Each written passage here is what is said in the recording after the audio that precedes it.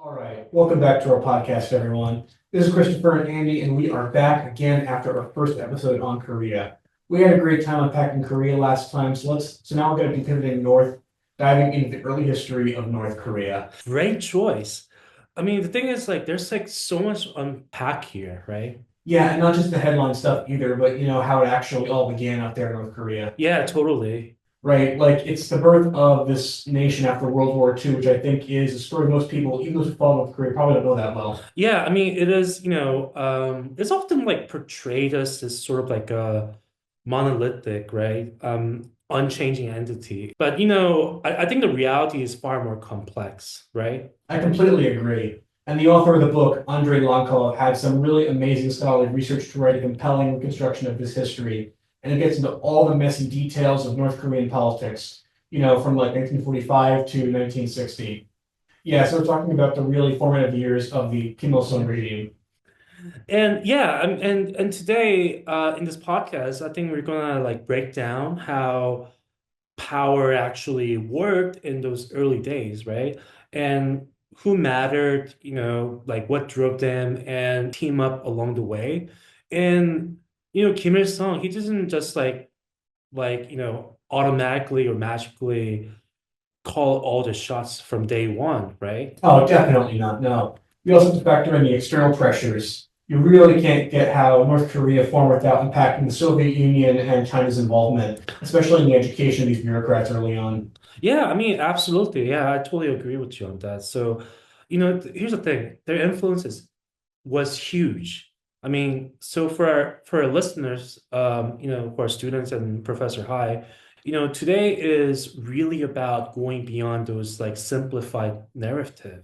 From Yan'an to Pyongyang. Okay, I like that a lot. Okay, but look, okay, besides that, I think it's about, tracing how the center of like communist influence shifted between these two major hubs, right? And I think that understanding this kind of a shift is kind of essential to making sense of how modern North Korea emerged. Exactly. So let's set the stage. It's 1945, World War II has just ended, Japan is defeated, and Korea, which had been under Japanese rule for decades, is suddenly divided. Yeah, I mean that's right. I mean, I think that for the Soviets, they kind of find themselves unexpectedly in charge of northern half of Korea, and I think that like Soviets were not really ready for it. So they've been like preoccupied with defeating Japan, and their understanding of Korean affairs was minimal. So I think that, for example, like the Soviet 25th Army, the force that kind of took over, was designed for combat, not managing a whole country. Wow, so basically the Soviets ended up overseeing North Korea almost by accident then. Yeah. I mean, they were not exactly ready for it, right? So think about it. They had been like really busy fighting Japan, not planning for post-war Korea. So, the Soviet 25th Army, which got handed this job to take care of North Korea, was built for combat, not administration or governance, right? So there weren't exactly experts on running a whole new state. That sounds so messy. So what did they end up doing? They moved quickly. They setting up like the Soviet Civil Administration or SCA, and started like establishing a government structure friendly to their interests, right? So one key decision early on was choosing Pyongyang as a capital. But why Pyongyang in particular? That's a good question. Pyongyang was already a decently sized city with an industrial base, right? But it also had like historical importance as a capital from earlier Korean dynasties, like Joseon period, right? Um, so picking Pyongyang gave their regime a sense of legitimacy, right? I think it kind of grounded this like new Soviet-backed administration in Korean history. So it also, when we first see the formation of something resembling a North Korean government, which is like a provisional people's committee. Okay, so Kim Il Sung stepped onto the stage, and now today we think of him as this sort of mythical figure in North Korea, but obviously he didn't just appear like that. So what was his background? Look, Kim Il-sung, right? He was originally named like Kim Sung-ju. He was born in 1912 into the family known for anti-Japanese activism, right? So he himself joined a guerrilla movement in Manchuria, actively resisting Japanese control there. Wow, so Manchuria or Manchukuo, that's in northeast China today, right? And at the time, it was sort of a Japanese client state. Exactly. Look, look, here's the thing. Like Kim Il-sung, spent his formative years in a tough guerrilla warfare environment. And here's the thing, right? I think is which I think is very interesting. When he returned to Korea in September 1945, he didn't just stroll back home alone. He came back alongside the Soviet army. That's pretty intriguing. You think that this war hero would just come back and immediately be in the spotlight?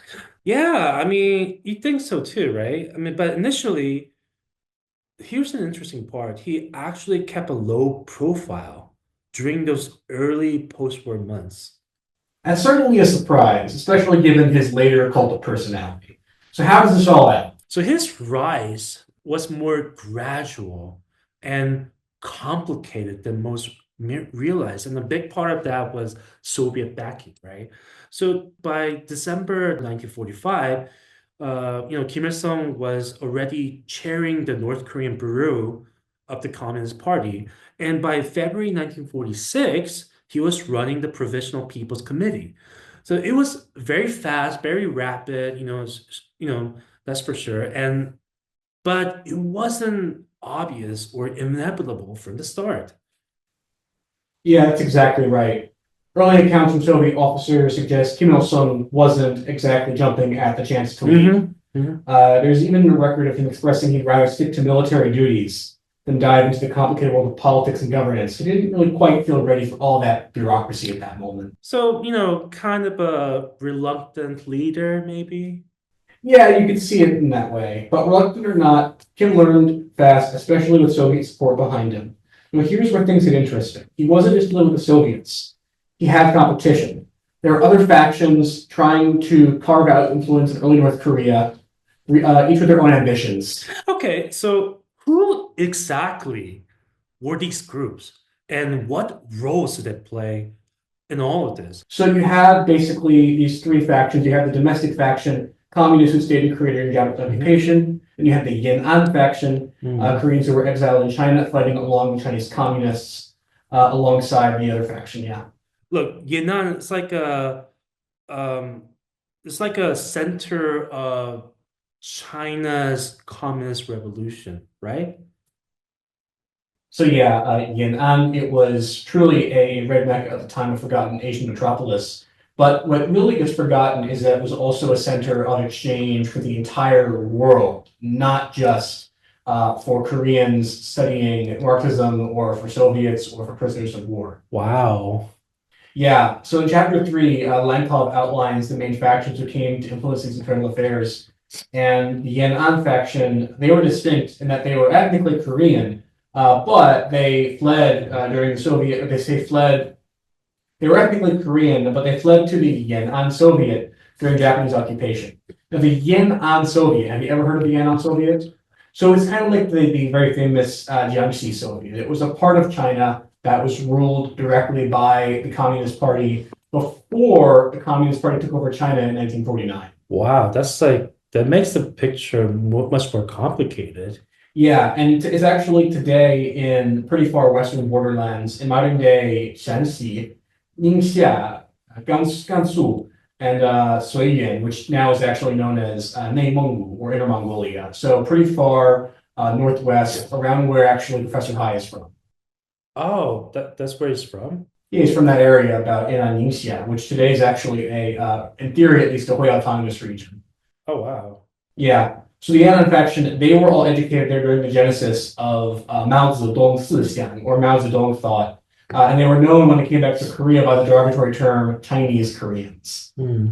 That's so interesting. Yeah, so Yan'an, undeniably a red Mecca, much like Moscow and how kind of Tashkent and Samarkand were these educating hubs for the Soviet faction. Yan'an was the same for the Yan'an faction, Mm. but it also was a real hub of arts and culture. So Zhao and Wang's article, which was translated by Li Guanghui, describes how Yan'an became not only a Marxist-Leninist hub of thought, but also a crossroads of Chinese and external thought during the late 1930s and into the 1940s. Oh, wow.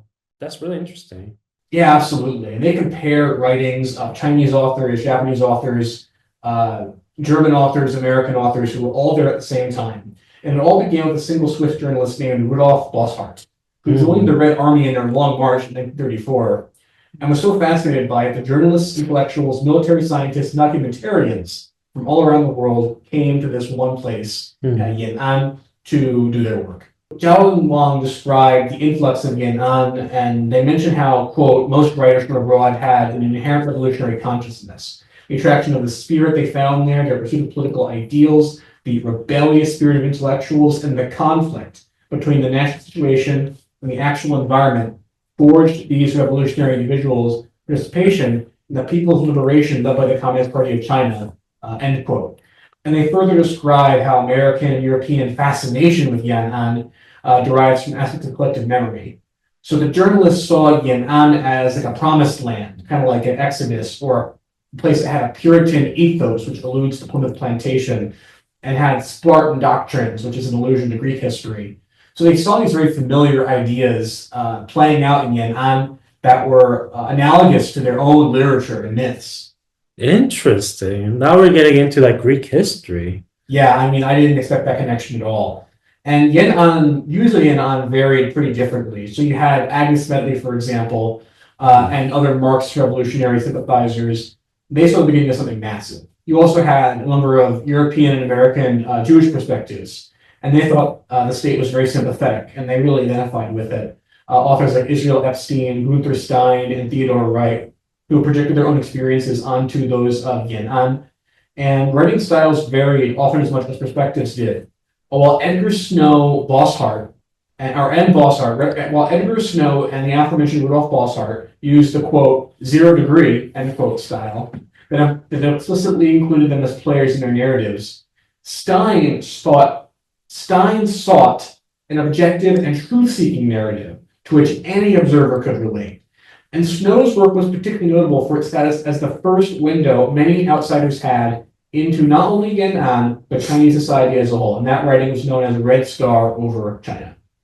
Interesting. Wow. You want to add anything to that? Or Yeah. So European and American journalists seeking good writing material were not the only literate outsiders in Yan'an. Japanese prisoners of war during the Second Sino-Japanese War expressed feelings of being treated well and described their personal journey amidst their re-education under Marxist thought and a reevaluation of self-consciousness. There also was a Japanese American sergeant named Koji Ariyoshi. So his family was from Japan, but he was actually from the United States himself, and he was in the American Army.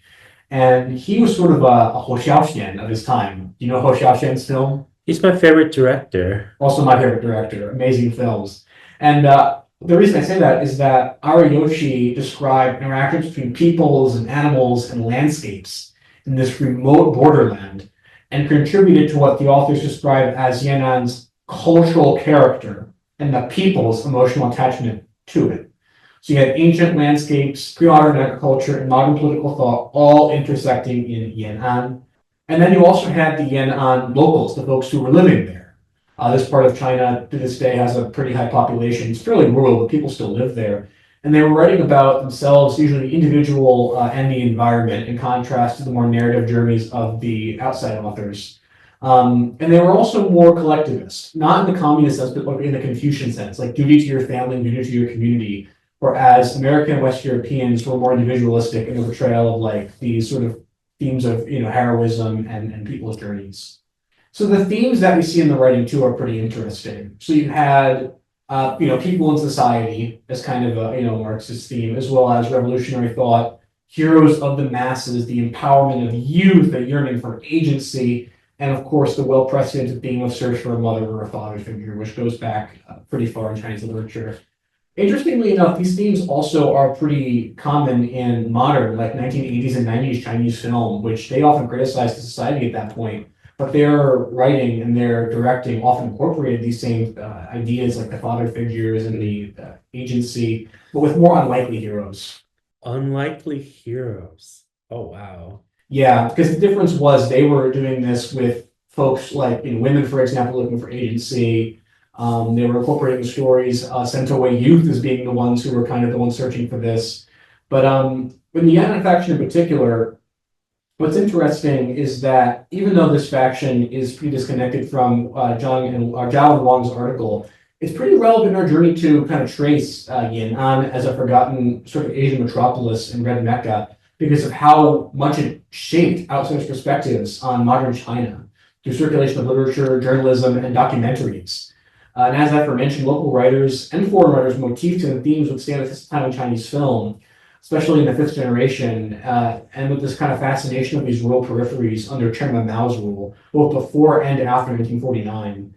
And tying this back to Yan'an's political influence, it should really not come as a surprise that this, what today is a small regional capital, best known for being the birthplace of Mao Zedong thought, did just the same for international politics and literature in the sense that it kind of bestowed Yan'an as this hub of exchange and eventually led to the Yan'an faction rising to prominence in the political sense in Korea.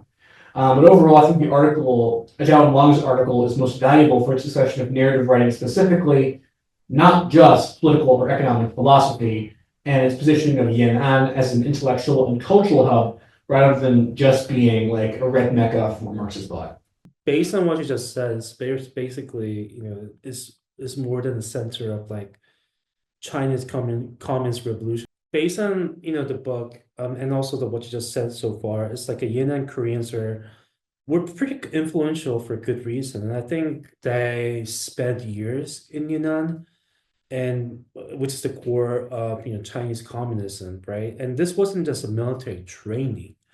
They were seriously educated, politically savvy intellectuals, right?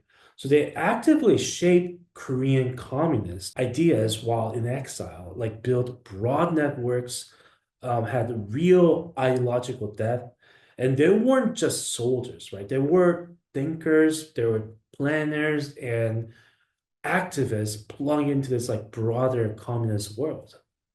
Okay, so it sounds like these Yan'an folks had some serious intellectual clout, which makes it even more interesting to figure out how Kim Il-sung, whose guerrilla group wasn't exactly known for theoretical sophistication, ended up toppling them later on down the line. Exactly. And that's the big question, right? I mean, the part of the answer, like we mentioned, I think it kind of lies in the Soviet backing Kim Il-sung had. And sure, I mean, like the Yan'an faction had intellectual firepower, but Kim had something arguably more crucial.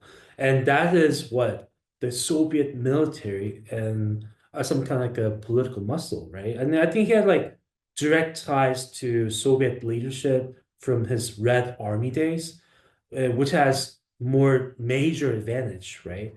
Plus, the guerrilla faction had, like extremely strong personal loyalty, and I think that's the key term there, loyalty, forced from their years fighting together in Manchuria.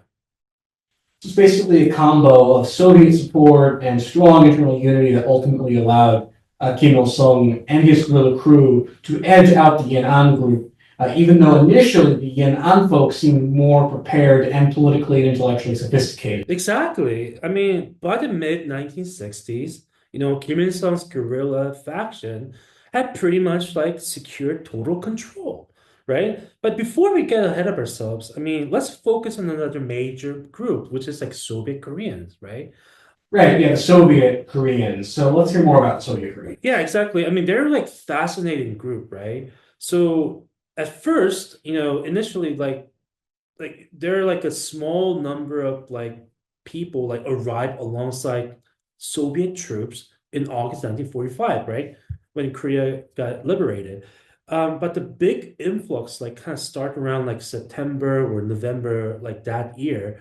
So these were mainly ethnic Koreans coming in from Central Asia, like people had served in the like Soviet military or specialists skilled in education, administration, and party organization. That's really interesting to think that these folks educated in like Moscow or Samarkand or Tashkent would come and be so influential. But why did the Soviet Union send so many of them to Korea? That's a good question. I mean, I think one is that they needed bilingual personnel, right? They needed people who could speak Korean, like someone who could like handle both Russian and Korean seamlessly. And I think the communication with the Soviet administrators were important. It was important, right? And I think the reason too is that, these Soviet Koreans knew the Soviet political system inside out. So it kind of made them like valuable assets for replicating the model in North Korea. And also, I think this is really important. And they were kind of seen as a politically reliable, right? So interestingly, there's even evidence suggesting Kim Il-sung himself requested more Soviet Korean personnel, clearly recognizing how useful they would be for stabilizing the fledgling government. Makes a lot of sense. I mean, they've got this multilingual fluency, political savviness, and of course, loyalty. And that definitely makes for a good combination for building your new government. But what role do they end up filling in the government? All kinds of roles, right? They filled all kinds of roles, and many worked as interpreters and administrators with the Soviet civil administrations, right? So others kind of took up like local government positions, right? So a lot of these, Soviet Koreans were actually highly educated like professionals. They survived like Stalin's brutal purges in 1937. By the late 1940s, there were like likely hundreds, even thousands of, Soviet Koreans active throughout the North Korean state. Well, it sounds like their influence was really high on the political institutions of this new government. But it sounds they were also pretty crucial for the development of the military as well, isn't that right? Yeah, absolutely. And you know what? They played a huge part in building the North Korean army. So some had like actual combat experience from serving as officers in China's Eighth and New Fourth armies, right? And they brought that expertise into North Korea's military ranks. Plus, they often had like important political position within the army's leadership. Wow, so they were really pivotal in setting up the party, the government, and the military. But I don't hear much about these guys today. Do things go well for them? Yeah, I mean, like Yunnan faction, the Soviet Koreans eventually became targets in Kim Il-sung's purges as he like, Kim Il-sung tightened his grip on power. But before we dive into those purges, I mean, there's a key turning point that we need to highlight, and that's like something that historians call the August Challenge of 1956. Okay, the August Challenge. I think a lot of folks who don't study North Korea have never heard of this before. So what exactly was going on there? Can you set the scene? So picture this, right?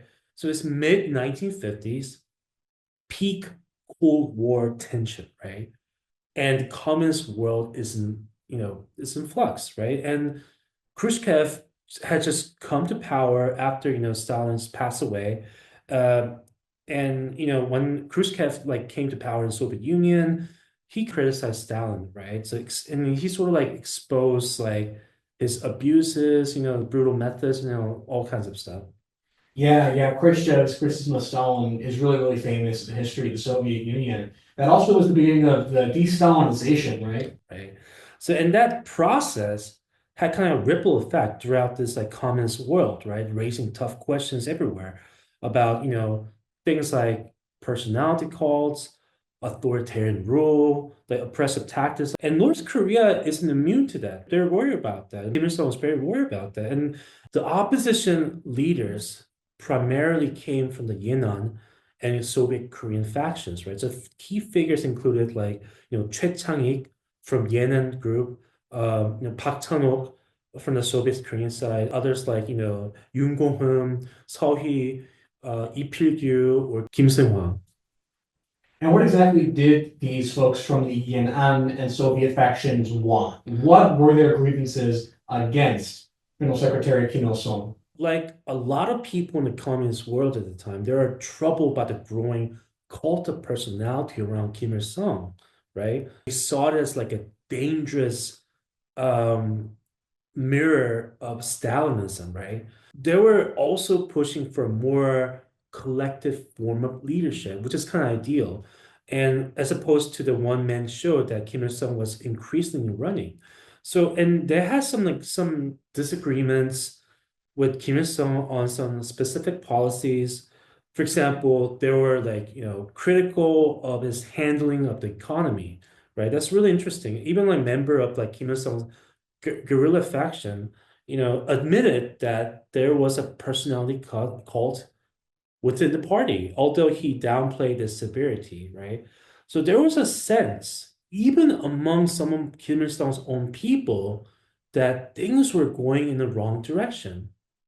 That certainly does sound quite a bit like Stalin.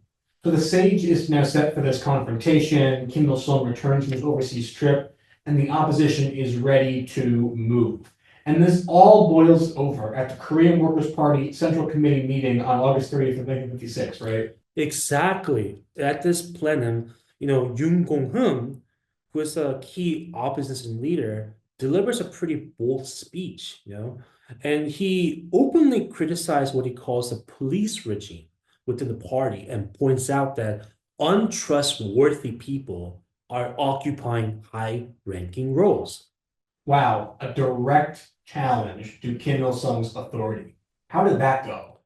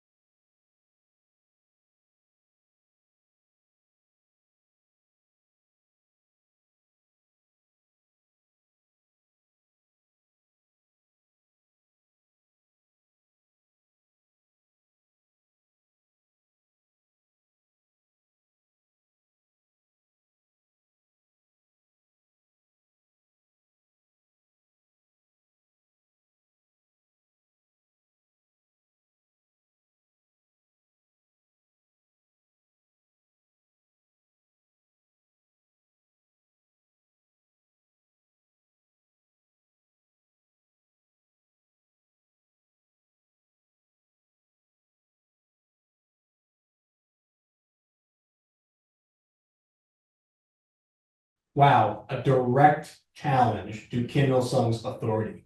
How did that go?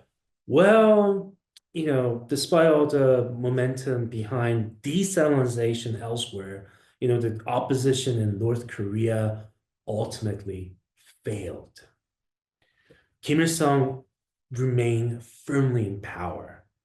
But why? How did he manage to survive this challenge from two factions coming onto him at once? It's complicated. The opposition, although influential, simply didn't have enough widespread backing inside the party. And they had pockets of support, but not enough muscle to really topple Kim, right? And also, Kim Il-sung was politically savvy. He knew how to maneuver, how to control key institutions. He's like strategically isolate opponents, Machiavellian tactics, right? Oh yeah, absolutely. And it sounds like internal party politics and Kim's own acumen were key. But these two factions, Soviet faction and Yan'an faction, they both had international ties. Soviet faction, obviously the Soviet Union, and the Yan'an faction to the People's Republic of China. Didn't they step in as well? Yeah, they did. They did. In September like 1956, if you remember from the book that a joint Soviet-Chinese delegation came to Pyongyang and pushed Kim Il-sung to ease up, leading him to agree, at least on the paper, to rehabilitate some cadres who had been purged earlier, right? But it was mostly superficial. Like, crucially, like the Soviets and Chinese didn't demand Kim's like removal. It's really interesting. So they intervened, but not decisively. They were looking more so to maintain the status quo, preserve the status quo, rather than catalyze the ascension of some reform neo-Leninist leaders. I mean, it seemed that way, right? They're walking a tightrope. They wanted to encourage de-Stalinization, but they also didn't want to see North Korea descended into chaos, right? So, and in the end, they sided with the status quo, which meant siding with Kim Il-sung. So this August challenge marked a turning point, just not the one that the opposition had hoped for. Essentially, it closed off any chance for a more collective, less personality-driven North Korean system. Instead, we see it moving deeper into national Stalinism, kind of a mark of Stalinization on North Korea, and this distinctive brand of North Korean autocratic rule. It's now around that, is it Juche?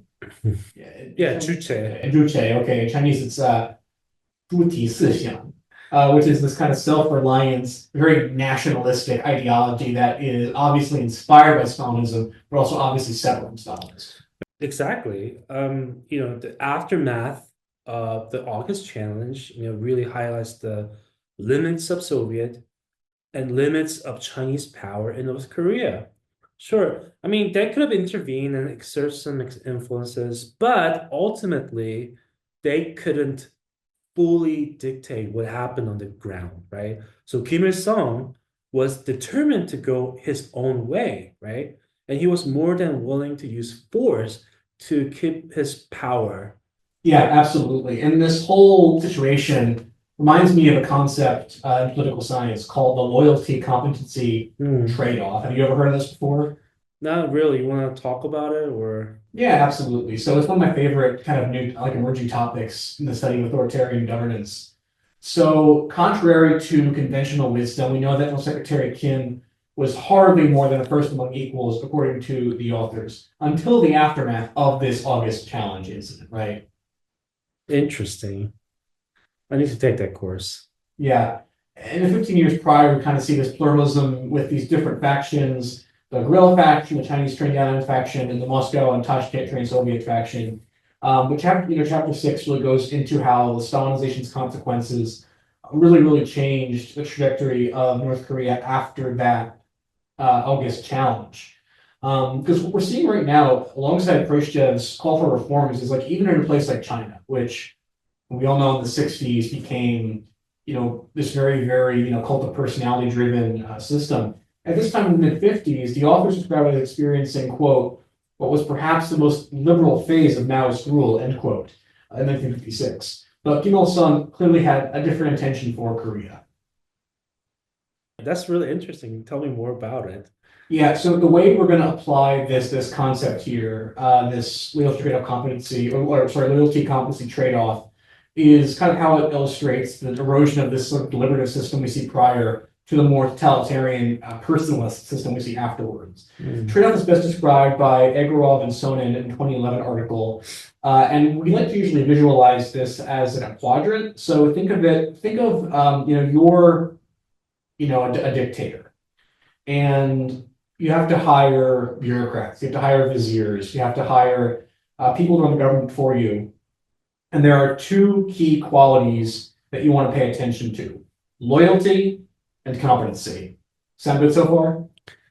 Yeah, so we're going to assume that all the folks who are doing the hiring here, all these dictators, are rational and they're kind of acting in self-interest, which may or may not intersect with national interests. Of course, given autocrats' lack of accountability mechanisms and the ensuing poor inequality of a lot of these sort of regimes, it's pretty common for us to see the national interests sort of go down, with these dictators. But when we apply the model of North Korea, what we see is, even after the elimination of some of the earlier bureaucrats, up until 56, Secretary Kim, he didn't have to surround himself with powerful members of opposing factions who were really competent, people who really knew what they were doing, people who were trained in Moscow and Yan'an. Chapter 4 even mentions how in 48, a quarter of the Central Committee was made up of Yan'an faction members, and a third of the Politburo was made up of Soviet faction members. It demonstrates how a quarter of the Central Committee and a third of the Politburo belonged to the Soviet faction. Much of the drama of the August Challenge was that the opposition challengers in question were high-ranking members of the government beforehand, well-educated, not always in their precise fields, but really useful in terms of providing dissent and advice to General Secretary Kim. So their competency was high, but we find that in the August Challenge, when these two factions come together, their loyalty index was pretty low, right? Interesting. I mean, I think, yeah, I mean, thanks for that. I mean, I think that would help us understand the motives and the political, I guess, ambitions that kind of goes into this over determination of August Challenge. Exactly. Ambitions are everything here because we see that these viziers, these bureaucrats, are much more incentivized to betray the dictator if they can A, agree to collaborate, which the Anti Soviet factions did, B, can fall back on external support, which in this case are the Soviets and the Chinese, and C, if the rewards for betraying the dictator outweigh the rewards of turning against the other collaborator. Both of these factions saw a huge opportunity to legally remove Kim Il-sung from power. So once they learned of the latter, Kim reacted, of course, quite strongly and reduced the Annan and Soviet factions to Rome. Interesting. Wow. Okay. And what this meant was accountability was gone and dissent was gone, which meant now Kim is not hiring high competency, medium to low loyalty viziers. He's hiring super loyal viziers, people who will not betray him. And even if they might not be super loyal deep down, there's now really an incentive to not betray him because of all the purges that happened in the late 1950s. And what we see too is that Kim's relentless march towards industrialization in the 1960s and their economy being surpassed by the South in 65 illustrates how the consequences of this for autocracies are pretty high because without that dissent or accountability, you can drive your empire, or in this case, your hermit kingdom, down to economic ruin without having any accountability around that. Nice. And this is why the authors describe it as this phenomenon as being, quote, an indispensable feature of any unconstrained dictatorship, end quote, and, quote, much more severe when mechanisms are weak, end quote. So yeah, in this case, there was reasonable cause to suspect the betrayal. The dictator acted as such. And we see this happening in other places too, like in the 20th Party Congress in China 2 years ago, where General Secretary Xi expelled members of factions other than his own from the Politburo and elected himself to a third term. And then Chairman Mao, of course, did similar behaviors during the Cultural Revolution, where he was bringing people to power who were really not very competent, but they were very highly loyal. Very strong contrast with some of his longtime advisors who were much more competent, but were willing to offer dissent. So what I'm trying to get at with all of this here is that this is a cautionary tale for dictators. I think illustrates the conditions of the August Challenge pretty well in terms of what it meant for North Korea and what it meant for Kim Il-sung, kind of transforming from this first among equals and deliberative autocracy to a personalist, cult of personality, unrestrained dictator in the later years of North Korea. It's always refreshing to hear from like political scientists' perspective. Yeah. It can be strange to folks who haven't heard this stuff before, but I think it's pretty useful for learning about autocracies. Before we wrap up, though, let's quickly touch on two important figures from this story ending tragically. I'm probably going to pronounce their names wrong. Pak Hon-yong. Yeah, Park Hon-young and Ho Kai-yi. Or Hawkeye. Yeah, I mean, you're totally right about that. Like, yeah, let me just briefly touch upon them. Yeah, I mean, Park Hon-young led the domestic faction, and Park Hon-young was a prominent Korean communist who remained active under Japanese rule. He was hugely influential early on, but in 1955, he was suddenly arrested. He was accused of being American spy and was likely executed. His fall pretty much like destroyed the domestic faction as a political force. And classic case of getting caught on the losing end was losing end of internal power struggles, right? And then there was like Hawkeye, right? He was a powerful Soviet Korean leader with major early influence who was demoted and later died in 1953 under mysterious circumstances. And this is kind of fleshed out in chapter 5, right? And Hogai's death was probably linked to political purges, possibly due to his ties with the domestic faction, which had become a major target. Wow, so you've got two different people here, but both victims of the same political struggle going on and are shaping early North Korea. Really a reminder of the human cost behind these battles. Yeah, absolutely. Like behind all these abstract ideological conflicts were actual human lives, right? They're often paying price. Yeah, absolutely. So as we close this deep dive into North Korea's formation, it's clear this history is far more complex than the Soviets installing a puppet. It's about external forces, internal rivalries, political struggle, allegiances that are constantly changing, and ambitions that are constantly rising, especially with Kim Il sung's determined push to seize and solidify his power. We looked at multiple factions competing for influence. Kim Il sung's guerrilla faction, the Yan'an intellectuals who were tied closely to Chinese communism, and the Soviet faction of Koreans who helped build the state, as well as the domestic faction, which ultimately crushed these in the power struggles that ensued. Yeah, I mean, you're totally right about that. And while, Soviet and Chinese influences shaped the overall context, provided critical support, and intervened at the decisive moments, they didn't dictate the ultimate outcome, right? The story of North Korea's formulation highlights contingency, unexpected twist, powerful personalities, and surprising political agility of Kim Il-sung himself. Yeah, and this all kind of comes back to from Yan'an to Pyongyang. It's about tracing a shift in the centers of communist influence, the red meccas. The early on, Yan'an, the heart of the Chinese Revolution, served as a key inspiration and ideological hub for Korean communists, as well as a hub of exchange for ideas, journalism, literature, and Mao Zedong thought.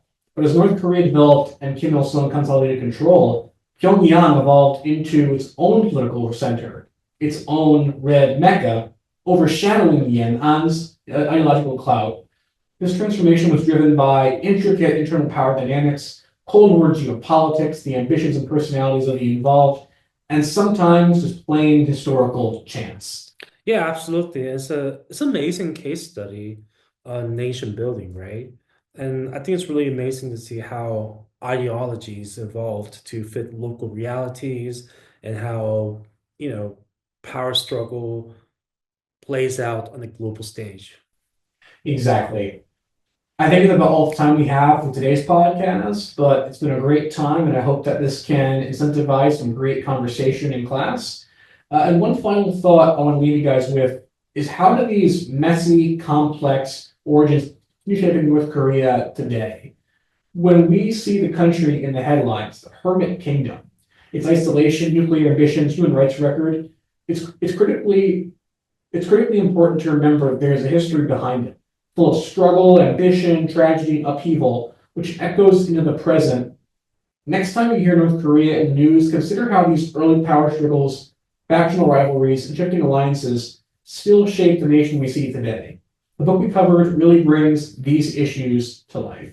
Thank you so much for joining us. Until next time. All right, thanks for listening. Bye. Wave, hi. Okay.